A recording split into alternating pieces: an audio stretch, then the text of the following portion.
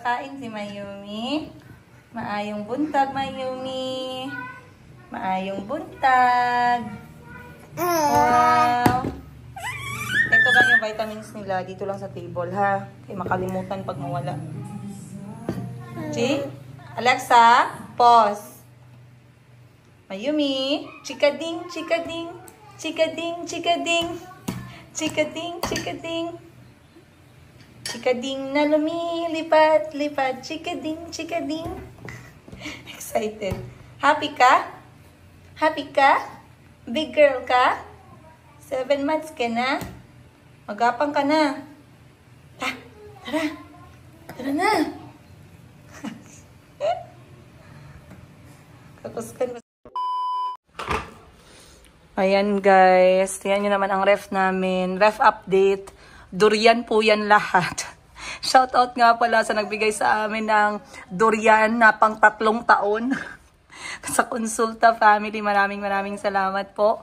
So ito guys, mga frozen na yan siya. Hindi kami masyadong palakain ng durian, pero masarap na pag meron kang cravings, talagang meron kang mapupulot, no? O, ayan. Kasi actually, parang ano to guys, ang dami nito, para siguro naka 100 boxes na naka-container. Pero dahil maliit lang yung ref ko, kailangan doon ko ipalagay kay Madam Ten Gibbs yung iba.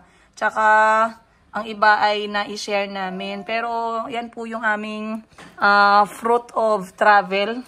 Fruit of travel, pero fruit of labor ng aming mga kaibigan. Maraming salamat po sa pag-share ng blessings. Meron pala dito, ginawa si auntie na popsicle guys, pero hindi ko nagustuhan yung lasa. So, sabi ko yung auntie, gumawa na lang siya ng strawberry. Then, gumawa din si mama ng mango float. At kung nakakita nyo to guys, ano po yan? Kamuting kahoy or yung cassava. Ganyan kami mag-store ng cassava dito sa bahay. Dahil nung nasa Uganda pa lang ako, lagi kaming nasisiraan ng cassava. Kaya nagtanong ako kay auntie na mag-search muna ako sa YouTube at nakita ko na ang secret pala doon ay i-frozen siya. So yan guys, isang beses lang ako bumili ng cassava na maramihan and then lahat yan naka-frozen. Ganyan man, parang bato. So, pag si auntie nag-crave ng cassava, dyan po siya kumukuha. Ayun. So, ito mga papakain lang natin yan sa bata. Yan ay mixed berries na popsicle na homemade ni auntie. And then, dito na side naman, nakikita nyo guys, ang dami-dami po naming rambutan. And, ayan na po, nahinog na talaga siya. So, kailangan na natin, kasi hinog na to kahapon. So, ngayon, kailangan na natin talagang kainin para hindi siya masira. And then, dito naman na side, meron kaming lansones at saka mangosteen. Galing din to sa farm ng aming kaibigan. Maraming salamat po. Syempre, meron din tayong lansones na bagong pitas. At dito naman na side ay meron po kaming marang. So, para po kami ditong farm. Farm ng mga prutas na hiningi namin. Ayan. So, pagbabaon na ako ng prutas today. Morning guys! Magagapad kami dito. Nalit ko si auntie sa Human Index Diagnostic and Wellness Solution dito sa Jensen. Kasi ngayon ay ano ni auntie guys, check up niya sa kanyang mga dugo, mga ihi and everything para sa kanyang possibly, hindi ko alam kung arthritis or rheuma, pero open daw dito tayo open. There's no people yet, so I will ask them inside. Ha? Wait kay Sir Kausing. Can you give them the checklist? Good morning. This is Auntie Christine. Good morning. Good morning. This is the one. Count. Okay. Tapos mauna iyang mga ipatest. CBC, FBS, Korea, Uric. Si Auntie guys, nag-fasting siya kagabi para dito sa lab test niya. Dami-daming lab test ni Auntie ngayon. Caterpillar's gonna bite me. Caterpillar is gonna bite you? Yeah. No, caterpillar doesn't bite. They just crawl like this. It's ticklish, ticklish, ticklish, ticklish. And the last, the chrysalis becomes what? Moving. It becomes, look what happened. It becomes Butterfly. butterfly. And after it becomes butterfly, what does it do? It's a boy butterfly. It's a boy butterfly. Yeah. You see egg, Egg, caterpillar, butterfly, chrysalis, adult butterfly. butterfly. Then the adult butterfly will lay eggs again and again and again and again. You like it? Which one does Chico like? Egg, caterpillar, chrysalis, or butterfly? I want to be the chrysalis. And you want to be the caterpillars and we can go into the chrysalis. True. Like a caterpillar. You like this book? Let's stop here. And What did the Gruffalo say? we'll say, no, and like, I'm waiting for the buffalo. Then I'll say, a buffalo. Funny. Guys, ang ganda ng bagong dress namin from Bangkok, Thailand. As you can see, medyo makalat lang kasi nag-a-arrange kami. But look at that. Sobrang pretty. Ang ganda. Tapos kasya siya hanggang hanggang XL. Or hanggang large pala. Kasi ako medium to large yung suot ko eh. Kasya naman. Ayan o. At ang daming kulay available nito. Tingnan nyo guys sa upload namin sa Facebook. Sa mga hindi pa naka-follow. Mayumi Thailand Closet po. First kiss. Mwah. Come.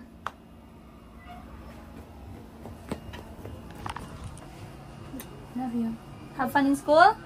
Bye. Put on your seatbelt. Bye.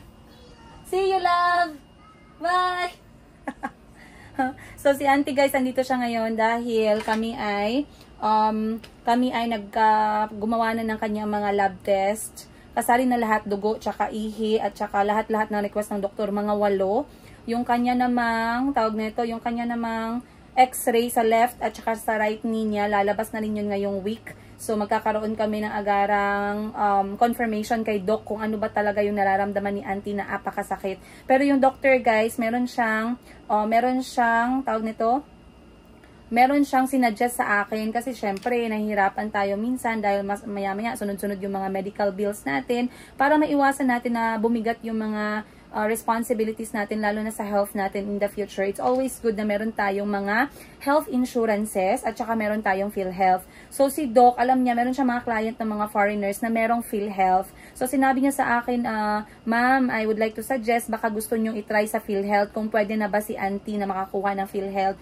Kasi hindi siya sigurado. So on that day after ng check-up, pinuntahan ko agad yung PhilHealth guys kasama si auntie para ma-present ko sa PhilHealth office dito sa Jensen yung case ni auntie kung pwede ba siyang kumuha ng PhilHealth at kung valid ba siya. And we are so grateful na pagpunta namin ng PhilHealth ay kinonfirm nila na pwede si auntie kasi nakatira na siya dito sa Pilipinas and kailangan lang nila ng kanyang address, ng kanyang birth certificate na galing sa Africa at syempre kailangan nila ng pang-isahang annual fee na 17,000 pesos. Once again guys, the annual fee for foreigners para sa PhilHealth ay hindi po katulad sa ating mga Pinoy na 500 kada month or kung magkano yung binabayaran ninyo. They have to pay 17,000 on the spot para ma-register sila sa PhilHealth. Again, that is an annual payment. So, nagbayad ako ng 17,000 pesos at ayan nga nakakuha si auntie guys ng kanyang PhilHealth ID, which is ganito po yung kanyang itsura, ipalaminate na lang. Pero sa PhilHealth ID nakalagay Republic of the Philippines, PhilHealth, Philippine Health Insurance Corporation, yung kanyang PhilHealth number, kanyang pangalan, yung birthday niya, yung kanyang gender, and then yung complete address dito sa Pilipinas with her own QR code. Of course, merong picture ni auntie dito. So, eto guys, ipapakita lang to siya in case na kailangan namin sa treatment ni Auntie Christine. Sinabihan ako ng doktor na malaki yung chance or pwedeng malibre yung gamot dahil meron siyang PhilHealth. Kasi parang sa Pilipinas, nililibre lang nila yung gamot na yan basta meron ka daw PhilHealth card or PhilHealth member ka. So, merong experience si Doc na ganyan, kaya talagang pinatry niya sa amin. At ako nga'y masaya dahil nakuha namin. Though medyo may kabigatan yung kanyang annual fee kasi hindi pwedeng staggered eh. Okay lang sana kung staggered. Pero gusto talaga ng PhilHealth sa mga foreigner is isahang bayad. So, nakapaghanap naman ako ng paraan guys at nabayaran naman natin. Kaya si auntie ngayon ay meron ng ganito. Ang next kong kukunin kay auntie ay ang kanyang health insurance. Just in case magkaroon ng mga health issues, health concerns na kailangan ma-admit. At least makakatulong yung mga health insurances na yan. So, yun yung next ko na goal. Pero sa ngayon, inaantay namin yung lab test result ni auntie which will be released today at 2 p.m.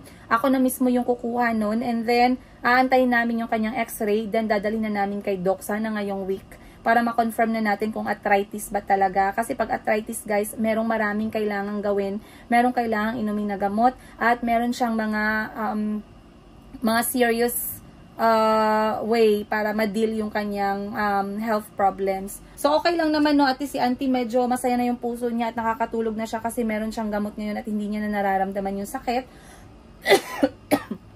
Pero anyway, sa lahat ng mga nag-assist sa amin, sa mga government health offices, sa lahat ng mga doctors, sa lahat ng mga friends and family ko na tumulong para ma-assist kami at mahanapan ng way na mapabilis yung process. Maraming salamat po sa inyo.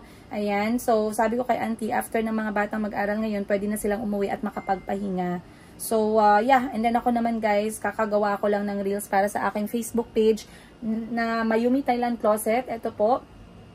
You can support me, guys. Kung nag-iisip kayo paano kayo makabili sa mga paninda ko, andito po guys, sa Tindera sa Africa. And then meron din po akong Mayumi Thailand Closet Facebook page. Diyan po nakalagay lahat yung binibenta ko na 18 karat Saudi gold na mga alahas. At saka mga damit naman from Bangkok, Thailand at saka galing sa Vietnam. Once again, maraming salamat po sa lahat sa inyo na patuloy na sumusuporta sa akin na single nanay ng aking 4 na kulot, half African, half Filipino children. I'll see you guys on today's episode. Where are you going? I'm going to take this. We want to put you in the What? shot. What's that? It's a mermaid. To do what? To give to who? We want to put the and with the shot.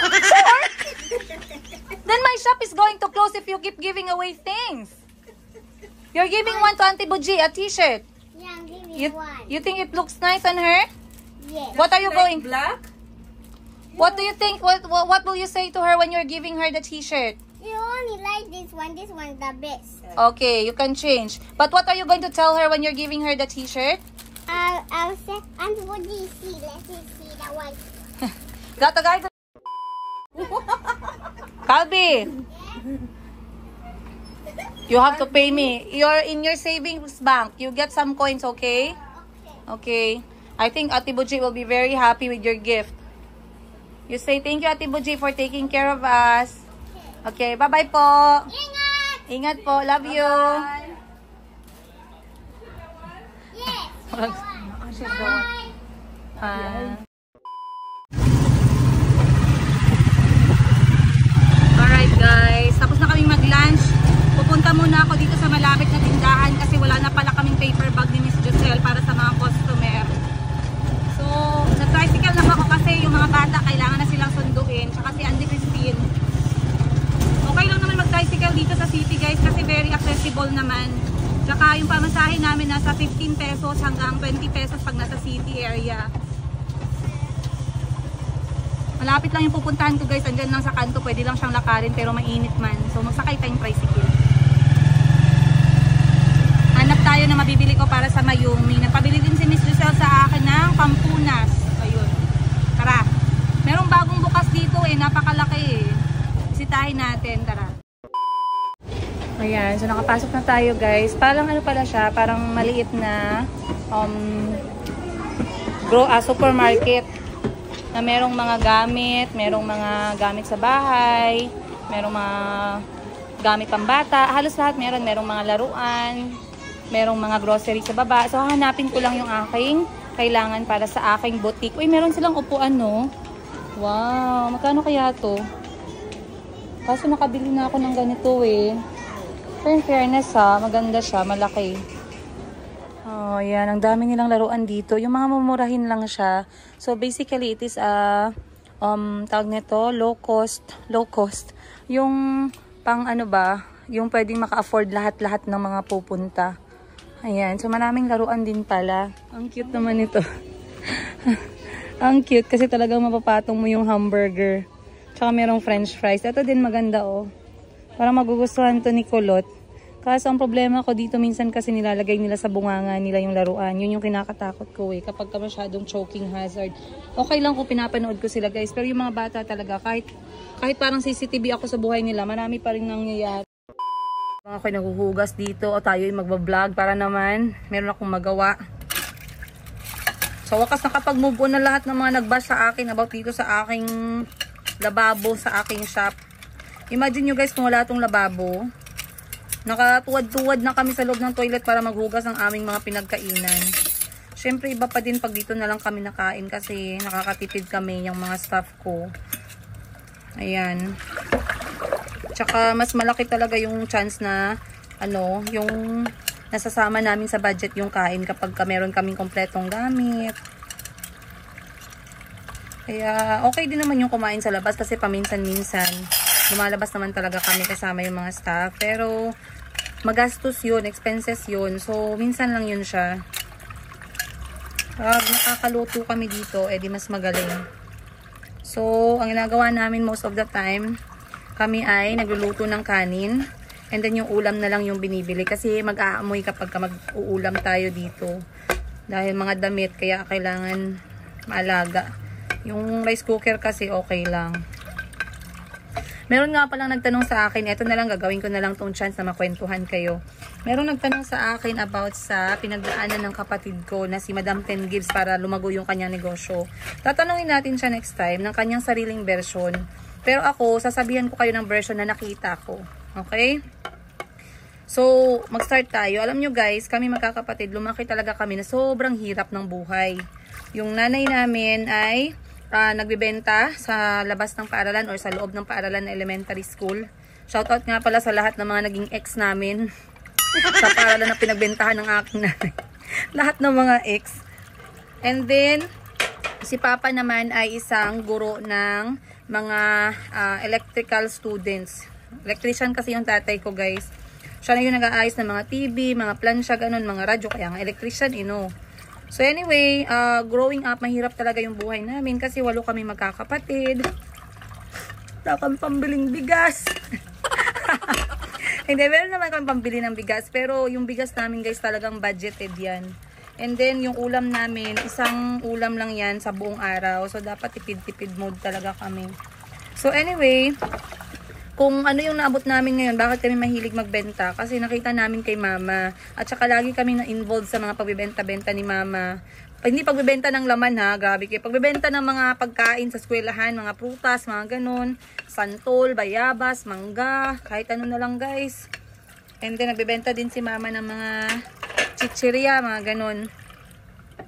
So, si Madam Ten Gibbs ay talagang malapit sa mama ko. Pero medyo nag-spend siya ng time sa kapatid ng nanay ko kasi siguro sobrang hirap ng buhay namin. Minsan kailangan ni mama na iwan kami sa mga kapatid niya. Ayan. So si Madam Ten Gibbs, talagang hindi man siya ganun lagi sinasama ni mama sa pagbebenta. Nakita talaga sa kanya yung pusong, wais sa pera ba. Growing up, ayaw niya na binibilhan siya ng mga gamit. Ayaw niya na binibigyan siya ng cellphone, ganun kasi dalaga na kami that time, may mga cellphone na ayaw niya na binibilhan siya. Gusto niya, binibili niya ng sarili niyang pera. So, si Madam Ten Gibbs po ay nagbenta na siya, ay nasa high school. Elementary, konti-konti pa, konti-konti. And then high school talagang nagbenta na siya ng bongga. Nagsimula si Madam Ten Gibbs guys, yung parang tawag namin, Wawa cart or yung movable na cart. Dinadala niya yan sa labas ng paaralan. Tapos guys, minsan, yung tsinelas ng kapatid kong yan, si Madam Ten Gibbs guys, pudpud na. Hindi ko alam anong Tagalog ng pudpud. Parang upos na. Yung tsinelas na smagol, yung nakikita nyo sa tsinelas sa toilet. Ayan, yan yung tsinelas niya. Talagang pudpud na guys, may butas na. Kasi nagpapautang yan siya, bata pa siya. Ngayon, pag nagpapautang siya, naniningil siya, bahala kapag hindi ka nagbayad. Talagang away sa away yan si Madam Ten Gibbs. Si Madam Ten Gibbs kasi, hindi siya yung sinasabi na respeto sa nakakatanda. Hindi siya ganun guys. Huwag niyong sabihin na ganyang klaseng tao yan si Madam Ten Gibbs. Si Madam Ten Gibbs ay, re-respetuhin kita kung may respeto ka sa akin at sa ibang tao, ganun. Pero pag wala kang respeto at bastos ka, huwag mong i-expect na re-respetuhin kita. Kasi meron siyang mga nakaaway before na matatanda na guys. Bata pa yung kapatid ko, high school pa lang. Grabe. Hindi mo talaga akalain na ganun ang gagawin niya. Talagang sasagot at sasagot yan. Kasi parang binastos siya ba, nagkautang sa kanya, ayaw magbayad. Ngayon ayaw magbayad, iba pa yung ayaw magbayad, iba pa yung talak ng talak. Eh ngayon na high blood yung kapatid ko, edi pinatulan niya. Sobrang tanda nung nung kanyang pinatulan. Pero bastos talaga. Bastos din talaga yung nangutang sa kanya. Yung parang kung sino baga. So ngayon, galing sa Wawa Cart guys, na talagang inikot-ikot niya yung pera, rolling na rolling niya. Pero yung pinaka-hardest time ng buhay niya, na feeling ko nakita ko, is yun ngang naniningil siya ng mga pinapautang niya. Yung tsinelas niya na smuggle or yung rubber ay talagang butas na. And then, magaling siyang magpaikot ng pera. Magaling siya na pagkakuha ng pera, bili agad. Wala siyang pinipili. Wala siyang pinipiling lugar, wala siyang pinipiling tao. Ganun talaga siya guys, kahit nung mga bata pa kami. And as you can see right now, kung ano yung meron si Madam 10 Gibbs ngayon, ay talagang isipin ninyo na pinakamababang pagbebenta at pinakamaliit na nakita yung sinimulan niya bago siya umabot sa ganito. I know, pag siya nagkwento sa inyo, baka mamaya mag-iyakan ng all kasi syempre, minsan alam natin, nakikita natin yung sakripisyo, pero hindi natin nakikita lahat. Nakikita natin maybe 10%, 20%. Pero yung 80% ng hirap, ng pagod, ng antok, ng sakripisyo, hindi natin malalaman. Siya lang yung may alam at siya lang yung makakapagsabi. And I think most of the time, iniiwasan niya na magkwento about sa kanyang hardships kasi emotional yan siya eh. Kung sino pa yung pinakamalakas, kung sino pa yung pinaka-arisgada, yun pa talaga yung pinaka-emotional. Kaya yung kapatid ko na yan, kapag umuwi ako dito sa Pilipinas dati, ayaw niya yung ihatid ako sa airport kasi ano yan eh, maiyakin sa mga ganyang klase. Emotional siya. So anyway, nagsimula lang din sila guys sa motor. Walang-wala talaga sila. Nagsimula lang din siya sa motor nung nakilala niya yung asawa niya. Naniningil sila ng utang. Okay? Marami pa guys, marami pa siyang personal na sacrifices na hindi ko maisabi sa inyo dahil wala naman ako sa lugar para sabihin yon. Pero alam ko, may mga alam ako na sacrifices niya na baka masya kayo at yung mga sacrifices at mga paghihirap na nadaanan niya na baka talagang iiyak talaga kayo guys. Magiging maalaala mo kaya talaga ang ating sitwasyon. So anyway, nagsimula din yan sila sa motor, yung single na motor, hanggang dahan-dahan. Yung ginagawa niya, piniprint niya yung picture na mga gusto niya and then ipopost niya dun sa kanyang lamesa na ginagamit pag nagbebenta siya. And then dahan-dahan, tinutupad niya yung pangarap nila. So simula dun sa motor, hindi ko alam kung saan na sila ngayon. Hindi ako updated, hindi ko alam kung may chopper ba sila at kung saan yan nakapark. Ayan, Madam 10 Gibbs, baka may chopper ka dyan, napahirapan mo kami magbaktas ha, mag-hiking ha. Kung may chopper ka, i-drop mo na lang kami kung saan kami magpunta, girl. Hirapan mo pa kami.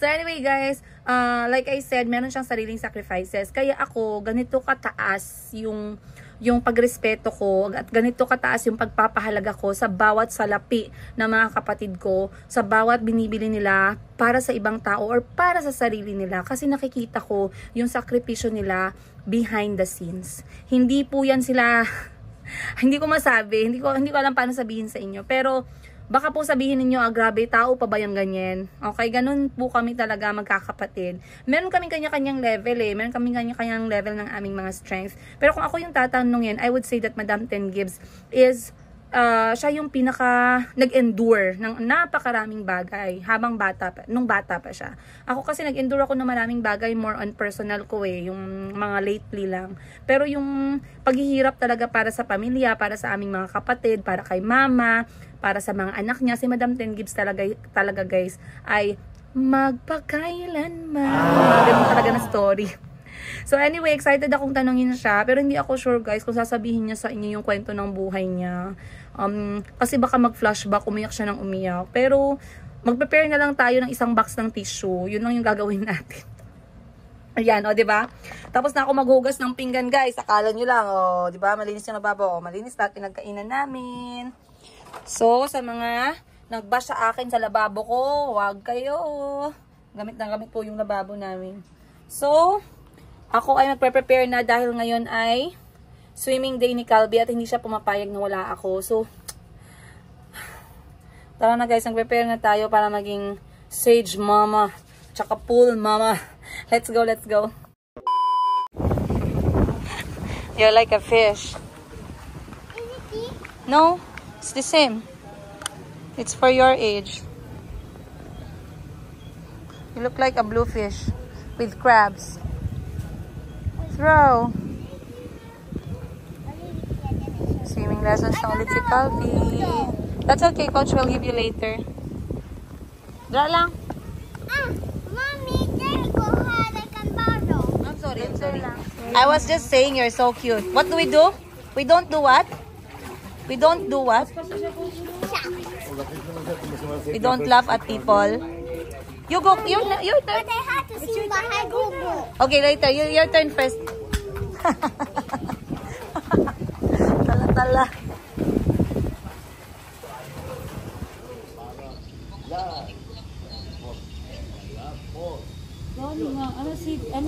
Si ma'am, nanay. Okay. Then, ito po, oh.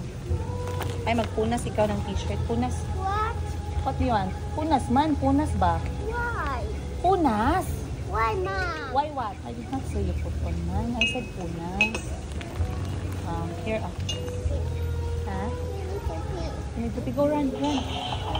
There. In the shower. Go. Ba? Hi, Mayumi. Good morning. I like that clothes of Mayumi, man. You look like a little dinosaur. Not all the time color pink. Kay this one is ukay-ukay, man. Kung ano lang yung available. Ay, nakagat ka ng lamok. Nakagat ng lamok yan, Ate Buji. Ha? Be careful sa lamok, ha? Oh, may lamok din dito, oh. Ay. Magbili na tayo ng spray ngayon, be. Wow, sorry, Mayumi. Nagkain na siya? Wow. Aligo na kayo. Mag-change na ng clothes. Hi. Bye. Mwah. Say mwah. She can say mwah.